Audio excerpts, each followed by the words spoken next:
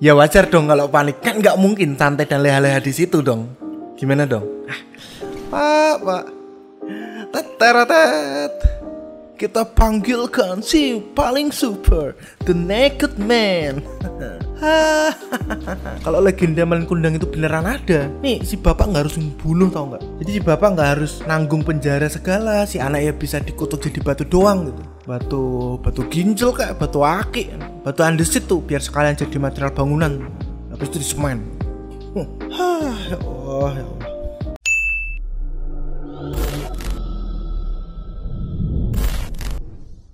Halo, berjumpa lagi di Relung Nalar. Pastinya kita akan bahas sesuatu yang sedang viral, yang sedang heboh di tengah masyarakat. Untuk kasus yang pertama ini, waktu lalu ada seorang maling yang tertangkap di daerah Bintara, Bekasi, Senin 1 Januari 2024. Gila nggak tuh, awal tahun pemilik rumah dihadiahi jackpot maling. Yang membuat hal ini viral itu karena si maling nggak memakai pakaian apapun, jadi nggak ada benang sehelai pun. Si bapak ini yang nggak pakai baju ini malah nanyain sama warganya yang mergokin dia gitu. Loh, kok lu bisa lihat gue?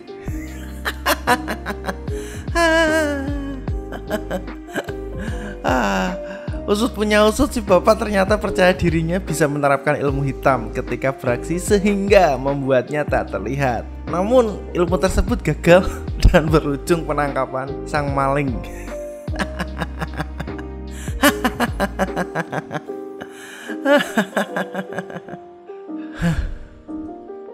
Ya apa ya? Ini tuh kayak filmnya Above the Shadow gitu gak? Ya itu ada tuh. Nanti kalian kalau penasaran bisa cek langsung. Di film itu si tokoh utamanya itu gak bisa dilihat orang gitu, dan hanya orang-orang tertentu. Kayaknya bapaknya terinspirasi dari Above the Shadow kayaknya. Kayaknya bapaknya ngira dia krunya Fantastic Four kali ya. Siapa tuh yang bisa ngilang? Oh iya, Invisible Women. Cuma ini Invisible Man. Terlalu keren namanya kalau Mr. Invisible. Lebih ke Naked Man, si manusia telanjang. Pak, teteratet. Kita panggilkan si paling super, The Naked Man. Ini kan dia berguru ilmu, ada gurunya kan ya. Berarti kan dukunnya nipu. Emang bener kata pesulap merah, dukun tuh kalau nggak nipu ya cabul. Ini sih fake. Si bapak ini ketipu sama dukun cabul. Lah konsep malingnya aja telanjang gitu, gimana nggak cabul dukunnya? Lagian tuh ya kok ya bisa kepikiran, kayaknya bapak telanjang saja waktu maling. Waduh, so ide tuh. Kalau bener dia pakai guru atau dukun gitu, kok ide dari gurunya langsung diasisi sama si bapak? Pak, masa nggak kerasa aneh gitu? Masa kepikiran, oh sepertinya itu ide yang cemerlang untuk telanjang di depan rumah orang. Hampir sama kayak waktu babi ngepet di mana tuh? Di Depok ya, yang ngejar harus pada telanjang. Kok bisa ya ngejar maling harus telanjang? Itu ngejar maling sambil telanjang itu effort banget tuh itu. Pertama effortnya tuh ya lari, capek, dan masih telanjang. Kan gondel gandul gak sih? Ada apa? Yang dipikirkan orang-orang waktu itu gimana gitu? Gak apa-apa telanjang, yang penting babi ngepetnya tertangkap. Heroik sekali. Antara heroik sama dibegoin beda tipis ya. Anjir. Itu kan akhirnya ketangkep, cuma ternyata kan apa ya, babinya beli di online.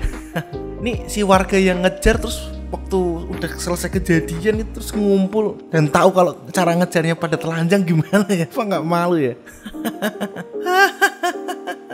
Pola tingkah rakyat jelata. Pria bugil di Bekasi yang viral maling pakai ilmu hitam ternyata ODGJ.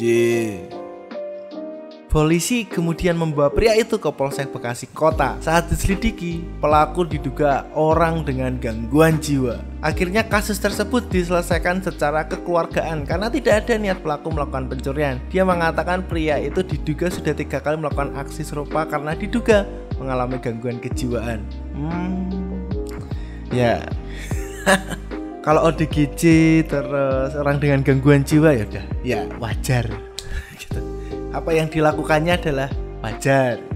Tapi kalau beneran itu adalah orang waras, wah gokil sih. Bener-bener kayak babi ngepet di depo sih. Gundal gandul nggak tuh? Terus waktu lalu tuh nyekrol di sosial media. Nah ini. Berasa kayak opening Mr. Bean yang bah bisa-bisanya nggak ketawa. Ya nggak ketawa, lebih ke heran gitu.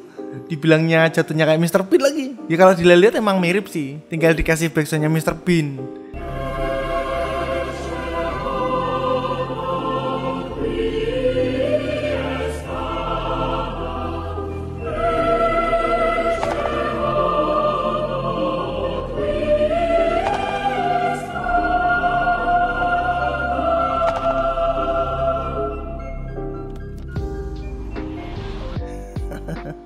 Untung loh itu jatuhnya masih ada jaring. Kalau enggak kan bisa jatuh ke pelaminan. Iya.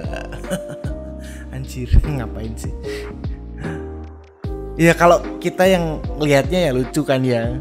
Itu kan masnya panik banget lihat aja gerakannya gitu. Buru-buru banget pengen keluar gitu. Ya wajar dong kalau panik, kan nggak mungkin santai dan leha-leha di situ dong. Gimana dong?